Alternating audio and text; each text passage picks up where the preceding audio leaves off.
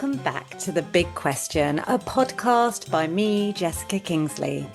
And today I am about to interview Abby Wood. She is a personal stylist. Now you're thinking, why does fashion and style have anything to do with noses or my big question about getting a nose job? Well, loads of things. Because I want to find out from Abby if I can wear my nose. Can I wear my nose more confidently? I have some ideas, like I've always been into hats, big hats to balance out my big nose. But I want to hear from an expert. I haven't told her too much about what the podcast is about because I don't want her to have ideas up her sleeve. I want to hear what she thinks, putting her on the spot. But yeah, I see a lot of high fashion models who have big features. There is a famous Instagram model who I will link to called Riley, who has a huge nose. I mean, she's incredibly tall, and she wears her nose. I mean, it is her feature. You can't ignore it. And she has been very successful as a supermodel. But that is a different type of fashion and it's a different type of thing to TV and acting.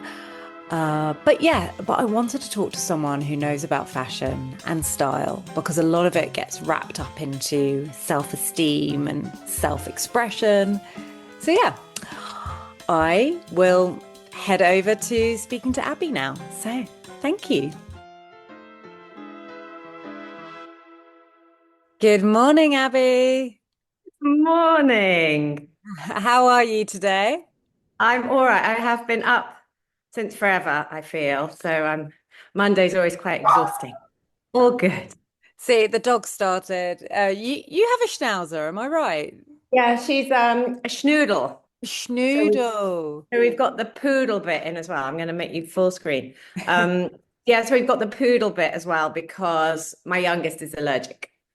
It's good. They're hypoallergenic, so it's good. But when they start barking, it's like, Yeah, she doesn't actually bark that much, so I'm quite oh, grateful. good, good. Well, Mhm. you don't look like you've been up since 5 in the morning. You look as glamorous as usual.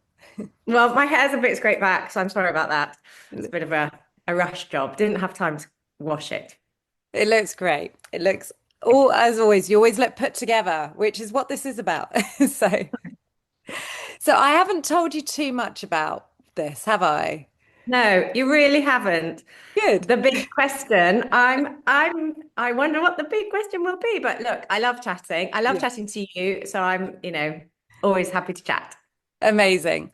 Well, I will keep the big question to the end because I want to hear more about you and your career and basically tell the listeners, how did you become a personal stylist? What's your journey?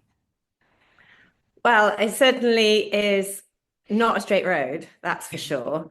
I mean, I think from a style point of view, I've always just loved clothes. So I remember even as a child, whenever I was in my room, I would always be opening my wardrobe, trying on all my clothes, seeing if they still fit, if I still like them, sort of trying different combos. So that was always a really fun thing for me to do. And then sort of over the years, I guess unofficially, I've helped my friends quite a lot who've often said, what should I wear to this? Or, oh, should I buy that? Or, what do you think of this?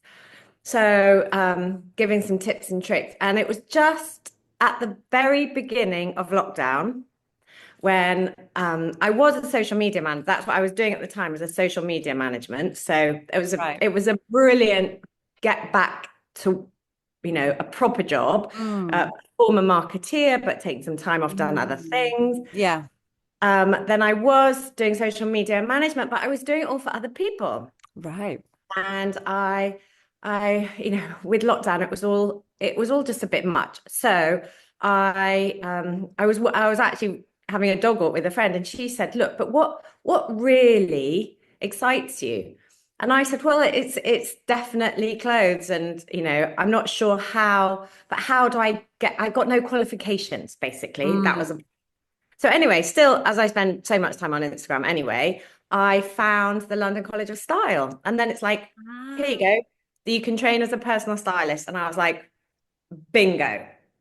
So wow. I did that. And they're quite quick courses and all online and Mm. everything. But I've had a um, friend who is in Paris come over to London to do that exact course, and she just was so inspired. Like she's on it now. She's loving it.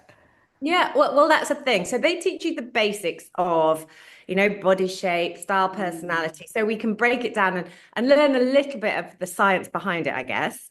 Yeah. And then the rest is just practice and getting out there and meeting people and talking to people and, also discovering what the issues were. So basically, I found that the issues are the same over and over. People my age, because it was always 40 plus. I was always talking to the Mm. 40 plus woman Yeah. who might at that point have a tiny bit more time for themselves, but because the kids are in full-time Yeah. education, they might be thinking about going back to work. But in what, they might have a bit more time, but might also feel slightly adrift of where they are. Like They've I think probably, sometimes I find people have lost their identity after they've had kids. They yes. knew who And they when were you have before, but then they suddenly have lost themselves and it shows. well, so exactly. So when you've got a bit more time and you've got time to actually open the wardrobe and have a look in and go, yes, I've got tons of clothes, but I still don't know what to wear. Mm. And as a mum, we have two main questions every day. What am I making for supper? And what am I going to wear? I mean, that's it, isn't it? Like, what's for tea? What's for tea? Yeah. So, you know, let's just make the what am I going to wear one easier. Yeah. And Mm. then I also found that so many people, and this is just like looking, so many people in their gym kit, obviously in the morning when That's we're your doing, bugbear. I know that from social I media. know. So in the morning for doing school drop-offs, going to the gym, Mm. walking the dog, it's so easy to put your gym kit on. I do it too every Yeah. single day because I'm up early and I crack on with all my things. But if you stay in your gym kit all day, then by 5 o'clock, when the next wave of busyness comes, and then you don't have time to get changed until sometimes bedtime, you just feel rubbish about yourself. Yeah. We're fine when we're rushing around doing jobs and things, but as soon as you kind of maybe stop at 7 and go, oh, what now? Or, maybe have a glass of wine. But in your gym kit, it's all Mm. wrong. Mm. Yeah, I think this really connects with your identity and self-esteem, which is what we're going to be talking about. But I love that you've sort of pinned that as that's something you've seen as a quick way of changing how people feel about themselves. I mean, I know when I come back from the school drop off and I've walked the dog, I am wearing my scrubs, as I call them, Yeah, my yeah. muddy clothes. And I always make an effort to put my makeup on, change what I'm wearing. Even though I'm working from home midweek, I want to sit down at my desk and feel somehow professional or just feel better about myself. I love the way you highlight that because I think it is really important for people. And that, feeling about themselves, that you're not just a mum, whether you're a human mum or a dog mum, you are you and you have clothes are identity, right? You can express Absolutely. yourself through your clothes. So 100%. that kind of leads me on to my next question, style. Obviously, style means so many different things for different people, but I wanted to ask you to sort of tap into, explain to our listeners the difference between, say, high fashion and high street fashion or personal fashion. Can you sort of break down those concepts a bit? Because I get a bit confused of what I see is high fashion and then what I might see in the high street shops. Yeah. So when you say high fashion, Yeah. are you meaning designer labels? Yeah, like catwalk fashion. So you might see somebody on the runway, a supermodel wearing something by, I don't know, Ralph Lauren, Burberry, or Izzy Miyake, or someone, very unusual clothes. And you're not necessarily seeing that on the high street, but you see certain people, maybe say Chelsea Kensington, people are walking around with such self-confidence. And I'm wondering that whether that's because they're wearing incredibly expensive clothes. So I don't know, like break down different like Okay. levels of fashion. Well, I think what we see on the catwalk, that is very much um, created by the major fashion houses, which create the trends. So, in this cyclical world of fashion, things come in and out of fashion, in and out of trend, what's on trend, what isn't. And that is set twice yearly, really, by what happens on the runway. But as you just said, it's not always accessible stuff. Mm. So then the high street will produce watered down versions of that, which is more accessible to us. Now, trends are worth knowing about, maybe, Hmm. but certainly not worth being ruled by. So I tend to see it as if you see things in the shop that you love, then brilliant. If they talk to your style DNA, all of ours are different. If they talk to yours and you, then that's marvelous. I mean, for example, the burgundy lovers have had a field day for the last few years because they've been, they have an excuse to wear even more of their favorite color. Even leopard print sort of doesn't really go out of style, but it's Hmm. only if you like it or not. Yeah. Um, the thing more about the luxury pieces, in my Mm. opinion, versus the high street is Yeah. often they really are better made because often the quality of the material is better. So there'll be proper stitching rather than glue. So Mm. they will last longer. So I often say the pieces that you're going to wear on repeat, the staples, a fabulous pair of jeans, a gorgeous coat, maybe a really nice leather jacket, maybe invest in them because they are better quality and they will be a better design, which should last longer. It'll be more classic. It will last much longer. And And then for the high street mm, stuff, um, it's more like a seasonal boost. You can boost your wardrobe mm. with things from with more fun things from the high street. Now, I've never been a person who's followed trends. I don't buy magazines. I don't look at what celebrities are wearing. If anything, I suppose I've always liked vintage styles. I don't know where that's come from. It's different from my sisters and my family. Maybe a bit like my grandma. I always try and emulate her 1940s style because she wore it so well. Um, and obviously I don't see that so much on the high street. So I'm not someone who's followed trends, but what I'm interested to know is if somebody, and you must have seen this in your work, somebody is desperate to wear the skinny jeans, but they're not, perhaps their body is not great for skinny jeans. It doesn't make them look good. Like, how do you deal with that as a personal stylist? Um, Yeah. So every single one of my clients invariably has a pair of skinny jeans or 70 in their wardrobe. I think the way that we deal with everything is, okay, let's put it on and stand in the mirror, stand in Mm, front of the mirror, mm, look in the mirror.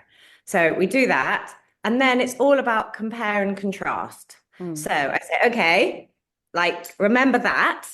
Now let's try these maybe a different shape. It might be a cargo pant or a wide leg or a flare or a mm, cropped or mm. there are a straight leg. There's so many different Yeah. types.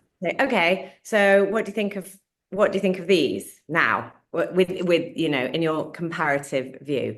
And invariably they'll say when I highlight the Mm, differences, they will say, "Oh my God, absolutely. Maybe these are more me." But I think people that the problem often has been that skinny jeans, baggy jumper, mm. that was such a uniform for so long for so many Yeah. people my age that they're stuck in a rut. Yeah. Yeah. So, and it's just then that, new styles of things can be a bit intimidating if you don't Mm. necessarily know what to do. So, with some wide leg trousers, you can't necessarily wear your big baggy jumper because it's big and big. So, it's then about what to wear it with. Now, I will always find things in the wardrobe for people to pair them with, but Mm. they just won't necessarily have thought of it before. And that's normal too, not, Yeah. we don't at school, style is not a lesson, and if you don't read magazines the whole time, or you haven't had a session with a personal stylist, or whatever, you don't necessarily know. It's not sort of, it's not an innate skill for everyone. That sounds like such a wonderful skill you're giving people. You're finding the styles.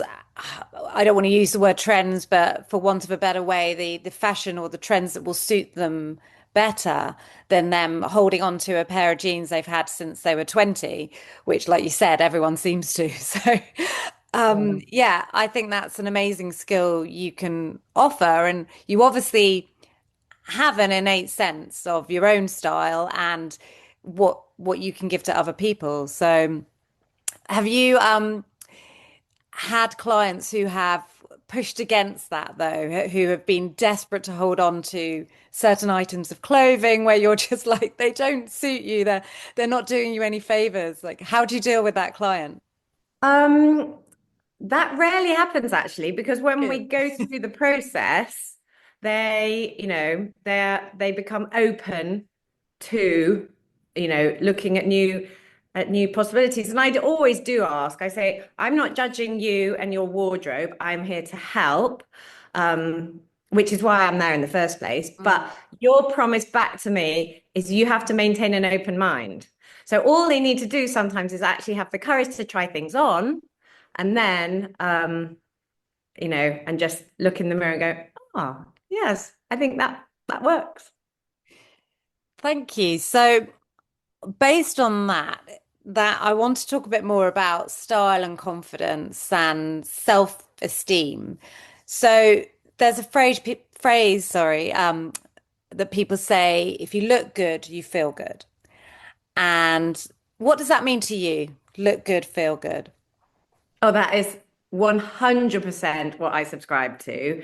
And it doesn't mean look perfect. And Mm, there's a big difference in there. But if you feel that you look good, or if you feel good, you'll look good as well. So if the clothes that you're wearing speak to your style personality, and they make you feel good, then you will also look good. So it's a two-way thing. Because you feel good, you will be more confident, because what we wear can affect so much, our emotions, our attitude, mm, even our energy, mm, So that's, I also really believe in color psychology. mm. So, wearing red for a boost of energy, or yellow for a I'm boost wearing red. of. Sorry, the listeners can't hear that. I'm just showing off my red, my Yeah, red jumper. gorgeous. Yes. And your necklace. I love this necklace. My friend made it for me, so it always gives me good energy because she's You lovely. see? Yeah. Yeah, exactly. So yeah, it can really, it's a bit like, I was talking to a friend about this the other day. You know how it's dark so early, and often after a long day, the last thing you feel like doing is going out. But if you then find something that makes you feel good and you look good, then it does actually also give you the energy to go out, because, right, I'm ready now because I've got my, armor on. That's so true. And it's so weird when you just say it so simply, but it's so psychologically true.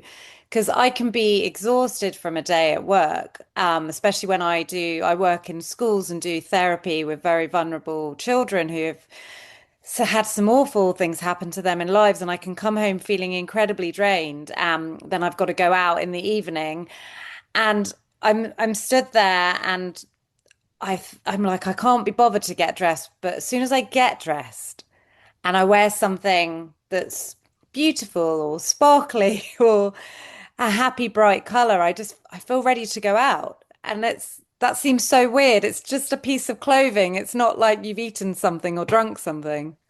No, well, totally. But it does make such a difference. And which is why I also like to say it's really useful to have one or two outfits in your wardrobe that even when you can't be bothered, if you put them on, you'll look great Yeah. and go.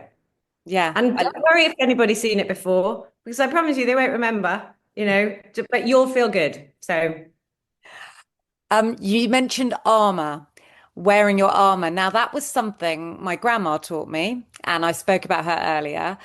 I loved her style, and she always wore her lipstick, and I always wear my lipstick.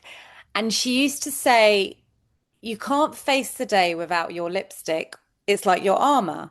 You put it on, and it's like you're ready for the world, whatever it's going to throw at you. And that really stuck with me.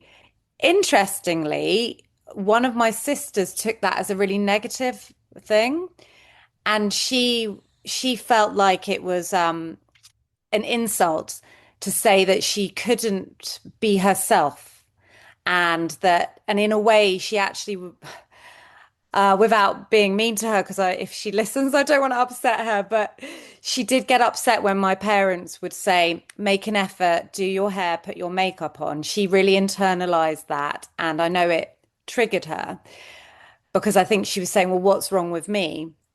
And I don't think my parents ever meant it that way. And I know certainly my grandma didn't mean it that way.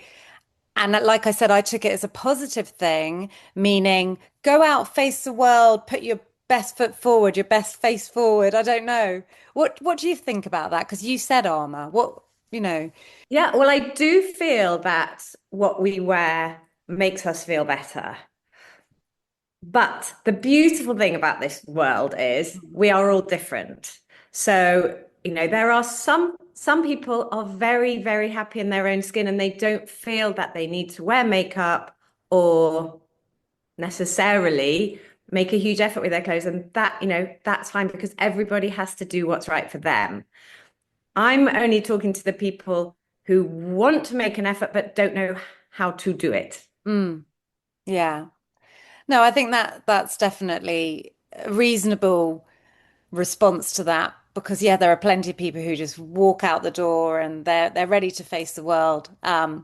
For me, I feel like I need to put my armor on, and it's not something anyone I've been with has ever asked of me. Like, I know my husband would rather me not put my makeup on because I'll be out the door quicker. But, Yeah, but no, for I me, agree. it's We for ha me. we have to do these things for ourselves. You know, I totally agree. So I'm heading towards the big question now. We've touched on elements of it.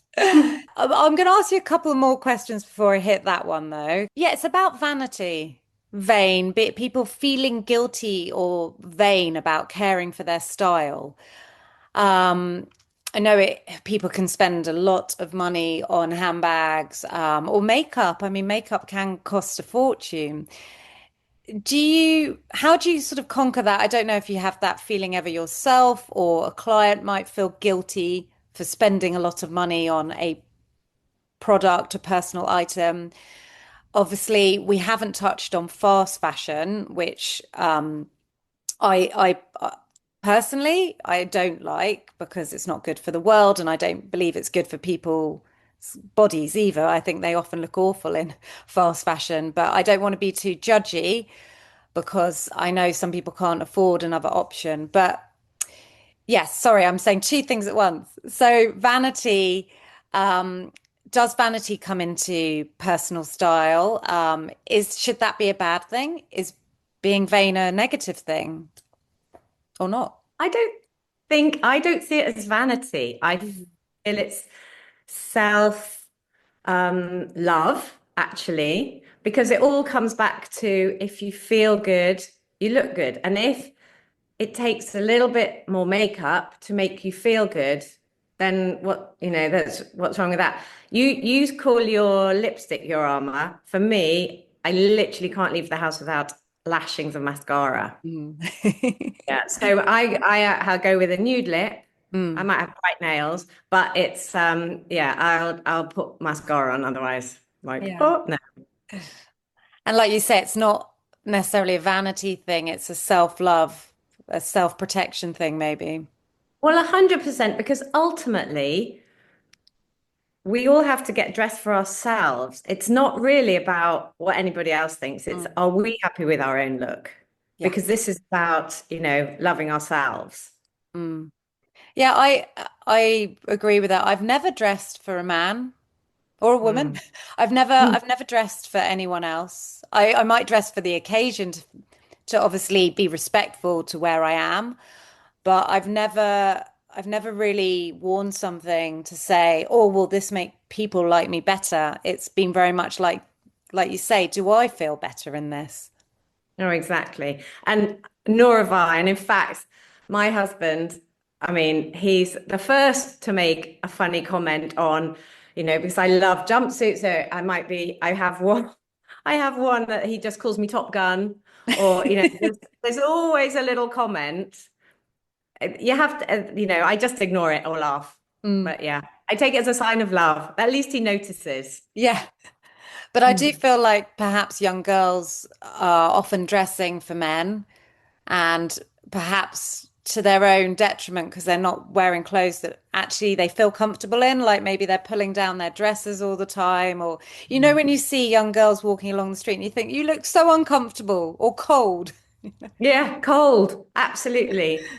Cold. Yeah, and in shoes that are, for a fact, will be mightily uncomfy.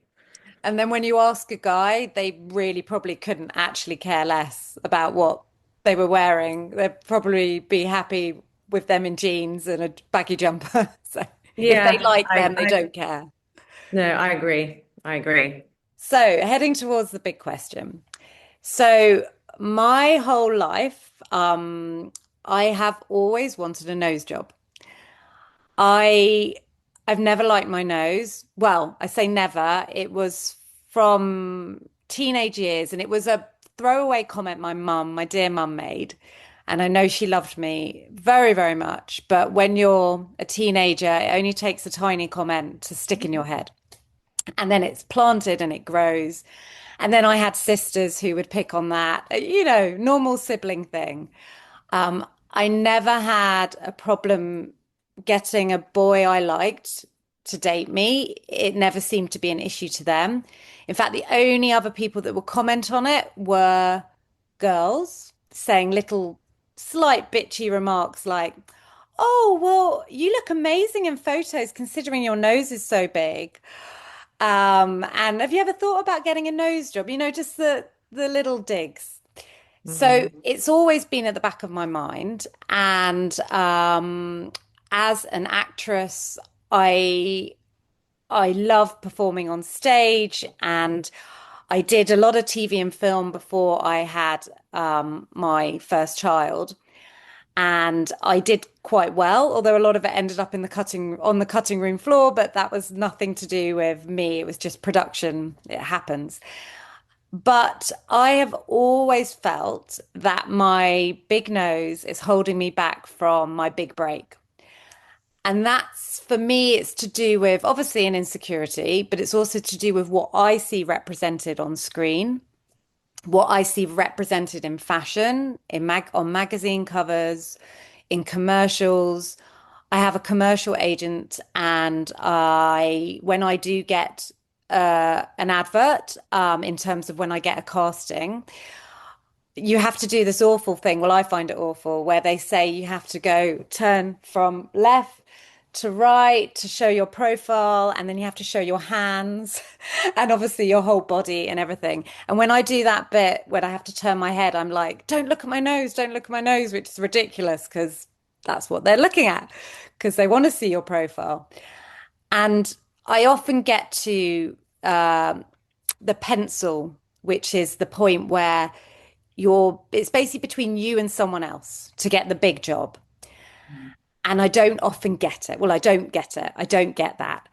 And then I get this feedback from the casting director saying, "We absolutely love Jessica. She was brilliant. She was so engaging. We had such great chemistry with her. We loved her on screen, but the brand have gone another way."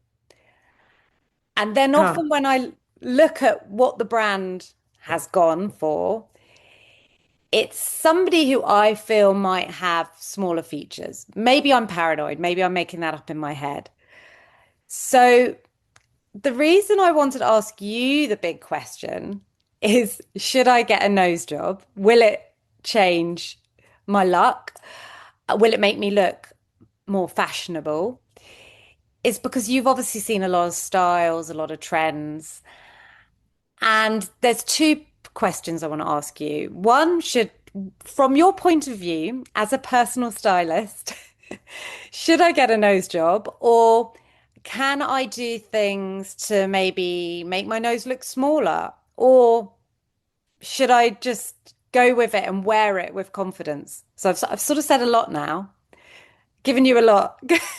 Go on, Yeah. Abby. What do you think? Yeah, well, as a personal stylist, it's very much about working with what you've got, and then we dress accordingly, but also taking into account, you know, lifestyle, style, personality. So the way you prefer to dress, is that classic? Is it your more vintage style, but bohemian or a bit girl next door? All of those things are need to be taken into account. Budget, etc. What you do, does your day-to-day life go? So most of my clients actually will talk about weight. Which for them would be the same thing. And I say, do you know what? If you want to gain or lose weight, that's up to you. But we have to dress for now. So we're not holding on to things for when I've lost half a stone or Mm, a stone. We need to look good, feel good now. Whether you should have a nose job is 100% up to you. Because if you feel it's holding you back, then it's at least maybe worth investigating. However, you should only do it because you want to, not necessarily because you feel pressured into it by someone else. yeah. And I guess the pressure's coming for me because I feel like if I change my nose, I might get the job. But then I also have this awful feeling that if I did get the job and I end up on people's screens, then am I not feeding into this culture of we should all look the same? We should all have the same type of nose, and if, growing up for me, seeing Sarah Jessica Parker on our screens, I was like, wow, it's somebody who looks like me. She's got big hair and big clothes and a big nose and a big mouth. And I don't see that so often. So if, let's say I don't have the nose job, how as a stylist do you think I should carry myself? I mean, I do like my big hair. I think it does balance out my features. But are there any other tips you could give me to wear my nose better? To wear your nose better. You haven't heard that one before. No, I have not heard that one, and I actually love it. Um, something I did about 3 years ago now was actually probably need them redoing. I had my eyebrows tattooed, Oh, and that totally changed my face from mm, having over plucked. But yeah, they yeah, are, yeah, they're tattooed on. yeah. Wow. They're still going strong. So, Great. there are tons of little things Mm, that one can do. And whether it's in with clothes, we always say it's about the art of distraction. mm, So maybe detract mm, from your nose, if that's annoying you, to maybe, I mean, your hair is beautiful. So, you are blessed with gorgeous locks, which obviously you maintain amazingly. thank you. But, earrings, the jewelry, even from here down, the clothes, it could be, if you want people to focus on something else, that's where Mm, them, you need to draw their eye there. So it could be a crazy belt mm, or bonkers boots, just focus the eye where you want it focused mm. rather than on your nose? Yeah, I mean, I often wear hats because I love a hat and I think it balances my nose out. I don't know if that's a thing, You but that, do. The first time I met you, you were yeah, wearing a hat. Yeah. yeah.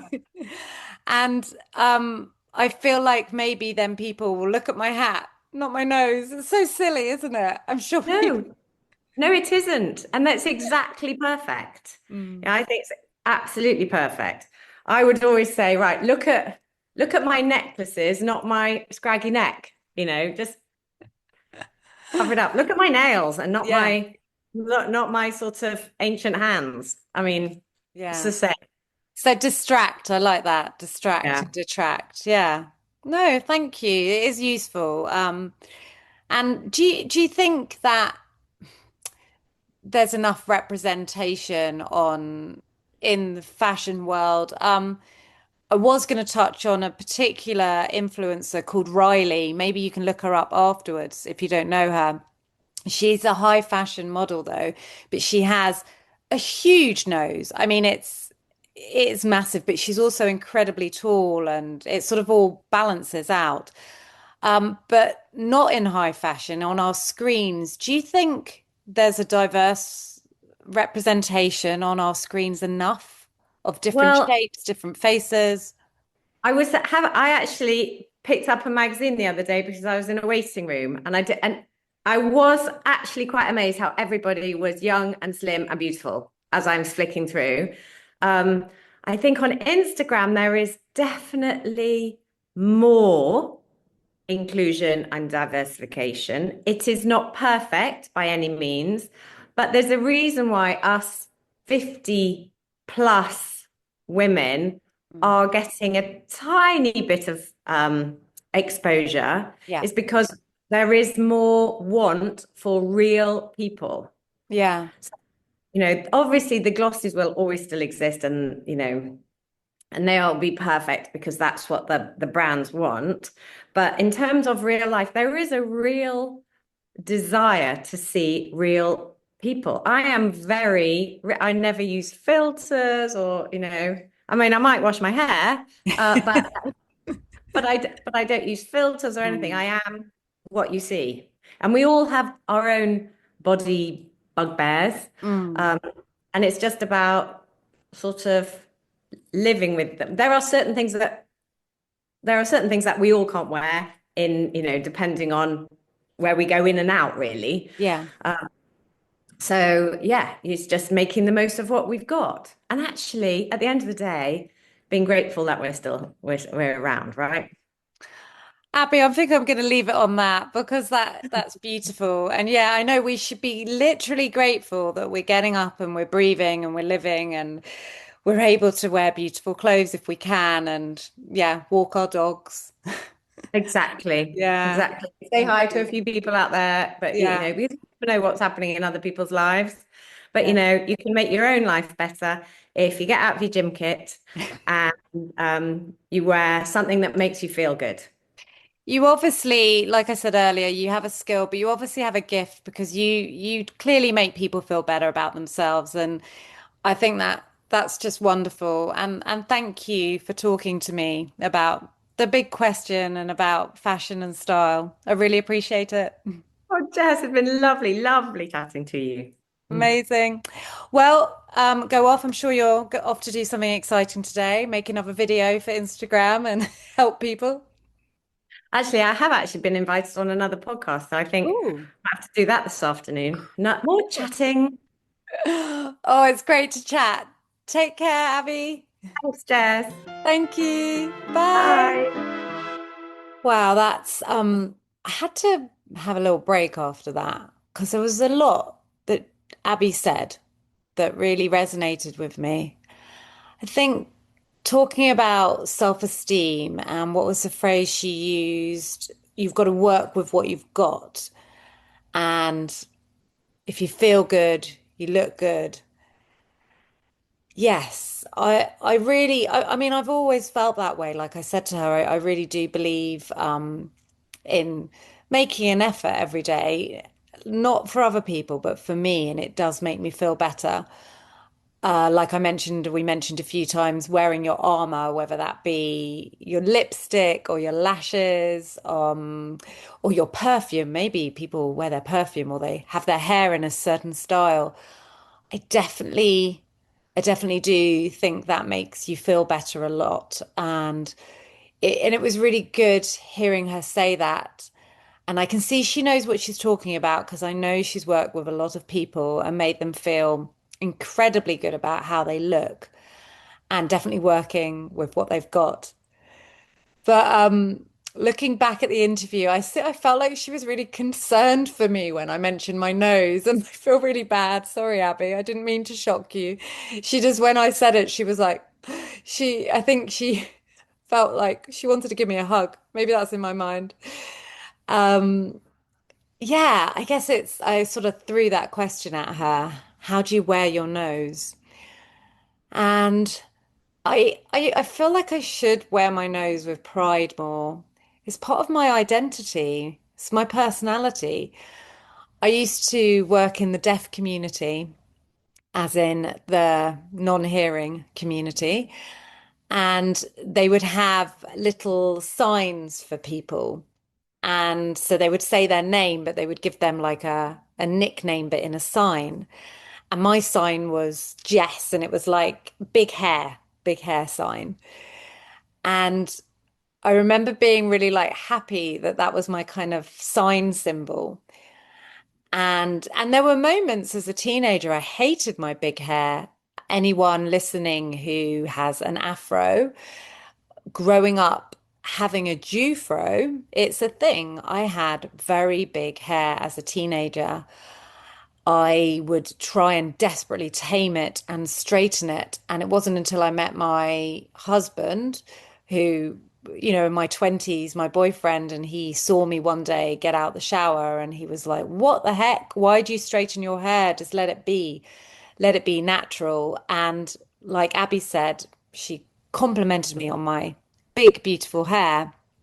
And as I mentioned, I would look at Sarah Jessica Parker with her big hair and big features. Why am I still feeling the negative around big features? I mean, when people have big breasts, they flaunt it, don't they? Not all of them. I know that's not true for all the big-breasted people out there who don't like their big boobs, sorry.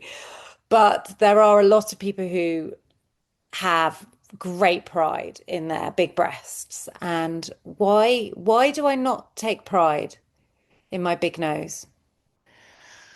Yeah, I don't know if it comes back to that feeling again of not being represented, not being seen on screen. Why can't I wear it with more pride? Why can't I have a photo with my profile? What is that about me? I think it's making me want to talk to a psychologist.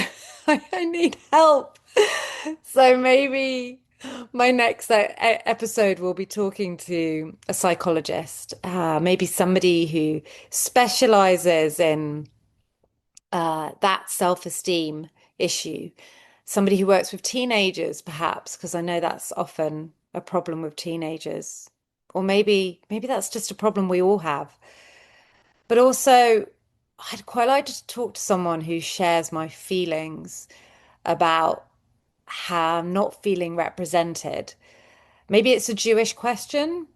I'll put that out there. Or even a Middle Eastern question, because I know it's not just Jews who have big noses. I've got friends from Lebanon who have had nose jobs because they didn't want their Lebanese nose. And I've looked at them and thought, "You're so beautiful." But then they've had a nose job and they've felt better or happier. So, yeah. Can you see or hear where my train of thought is leading me? This is a deep, psychologically rooted question. Will I ever get to the answer? Well, join me for my next episode of The Big Question, where I'm going to delve deeper into the psychology of why I want a nose job. Thank you for listening. I'm Jessica Kingsley, and this is The Big Question.